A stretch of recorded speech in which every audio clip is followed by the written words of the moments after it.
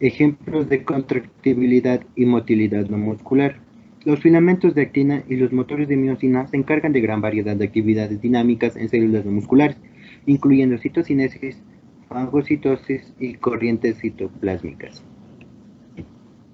Interacciones célula-sustrato y papeles de las fibras de esfuerzo. Cuando se permite a una célula sentarse en el fondo de un plato de cultivo, ésta se aplana y se extiende sobre el sustrato. Además de actina, las fibras de esfuerzo contienen algunas otras proteínas típicas de células musculares, incluyendo miosina, tropimiosina y alfa-actina. Este último grupo de proteínas se presenta de manera discontinua a lo largo de la fibra de esfuerzo, confiriendo un aspecto bandeado que recuerda las acomerasas de una fibra de músculo esquelético. Se cree que las fibras de esfuerzo de una célula firmemente adherida sufren contracción isométrica, o sea, contracción que genera tensión sin cambio de longitud. En la figura 9.67 observamos los filamentos de actina y proteínas enlazadas a actina en una microvellosidad. Cada microvellosidad contiene cerca de 25 filamentos de actina. La locomoción celular, como ocurre en organismos multicelular, de ordinario es imposible de observar, ya que tiene lugar en tejidos opacos y células indistinguibles de otras células que las rodean. Aunque las células movibles pueden adoptar formas muy diferentes conforme se tratan sobre el sustrato, muestran una secuencia similar repetitiva de actividades. En la figura 9.68 podemos observar los estereocilios que se proyectan desde la superficie de una célula pilosa. En la figura 9.69 podemos observar la distrofina y una proteína que une filamentos de actina a la membrana plasmática de células musculares. Células que se arrastran sobre el sustrato. Quien quiera que observe a una amiba arrastrándose sobre la superficie de un portaobjetos tiene la oportunidad de ver uno de los tipos más espectaculares de locomoción celular. Las partes salientes redondeadas y anchas que se forman durante los movimientos ameboides se los denomina pseudópodos. La locomoción de células únicas en organismos evolutivamente elevados de ordinario no se efectúa mediante flujo citoplasmático, sino que acompaña de diferentes tipos de prolongaciones de la superficie celular sobre el borde delantero de la célula. La protrusión de un lamelipodio se acompaña del ensamblado de monómeros de actina en filamentos y la organización de estos filamentos en arreglos organizados mediante uniones de proteínas enlazadas a actina. Los microfilamentos del lamelipodio suministran una parte esencial del mecanismo necesario para la locomoción. El tratamiento de una célula con citocalicina provoca la rápida desaparición de la red de filamentos del lamelipodio y el cese del movimiento.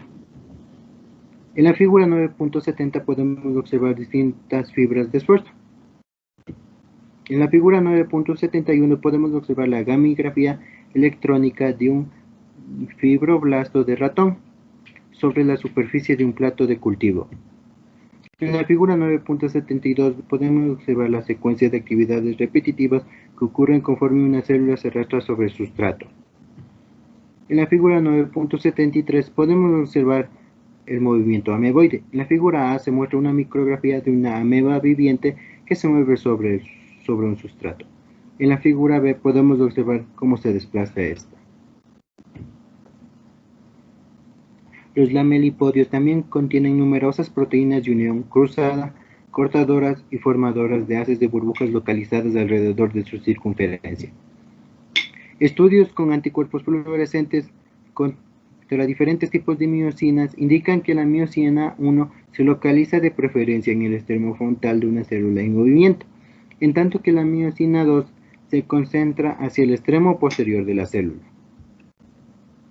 Desde hace muchos años se sabe que la miosina está presente en regiones móviles de células no musculares, pero solo recientemente se observaron filamentos bipolares de miosina pequeña en estas regiones. El mecanismo de la miosina para generar las fuerzas encargadas de la locomoción todavía es un espectáculo. En la figura 9.74 podemos observar el borde delantero de una célula móvil. En la figura 9.75 podemos observar los filamentos de actina concentrados en el borde de la célula móvil. El estudio de una célula que se desplaza a través de un sustrato está lleno de contradicciones.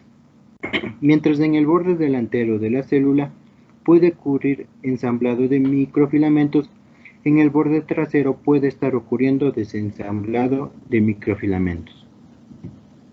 En la figura 9.76 se nos da a conocer la demostración de requerimientos para que una proteína se enlace a una actina. En la figura 9.77 observamos dos mecanismos para generar fuerzas que conducen a la formación de prolongaciones en el borde anterior de la célula móvil. En la figura 9.78 podemos observar la localización de la miosina 1, la cual es de color rojo, y la miosina 2, la cual es de color verde en una célula móvil.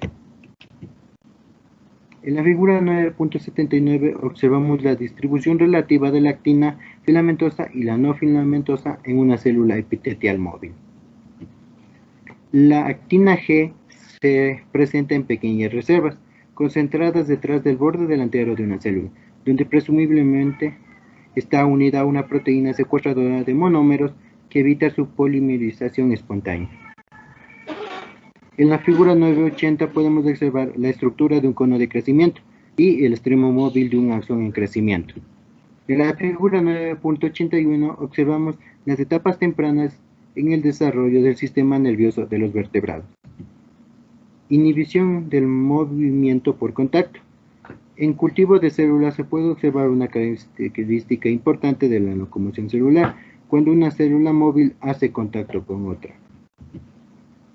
Por otra parte, las células epiteliales casi siempre permanecen en estrecho contacto sobre la superficie del plato de cultivo, conforme se une al agregado de un número cada vez mayor de células epiteliales. La población se transforma en una capa cohesiva de células no diferentes de las capas de las células epiteliales formadas dentro del cuerpo. El crecimiento axonal. En 1907, Ross Harrison de la Yale University efectuó uno de los experimentos clásicos en biología. Harrison quitó un pequeño pedazo de tejido del sistema nervioso de un embrión de rana en desarrollo y colocó el fragmento en una pequeña gota de líquido linfático. En los siguientes días, Harrison observó que el tejido con el microscopio y encontró que las células nerviosas no solo permanecieron saludables, sino que muchas de ellas desarrollaron prolongaciones hacia el medio circundante. Fue la primera vez que se mantuvieron células vivas en cultivos de tejidos. El extremo de un axón en etapa de alargamiento es muy diferente del resto de la célula. El cono de crecimiento es una región de la célula cuya función consiste en explorar el ambiente y prolongar el axón. Cambios morfológicos en la célula durante el desarrollo embrionario. Cada parte del cuerpo tiene una forma característica y una arquitectura interna construidas durante el desarrollo embrionario. Básicamente, la célula de la médula espinal es un tubo hueco. El riñón consta de túbulos microscópicos. Cada pulmón se compone de espacios aeromicroscópicos y así sucesivamente. Hacia el final de la gastriculación de los vertebrados, las células externas, también conocidas como ectodérmicas, situadas a lo largo de la superficie dorsal del embrión, se alargan, formando una elevada capa epitelial denominada placa neutral. En este último cambio morfológico celular se efectúa gracias a la contracción de una banda de microfilamentos ensamblados en la región cortical de las células, justo por debajo de la membrana apical. Con el tiempo, la incurvación del túbulo neural provoca que los bordes externos entren en contacto para formar un tubo cilíndrico hueco, que da lugar a todo el sistema nervioso del animal.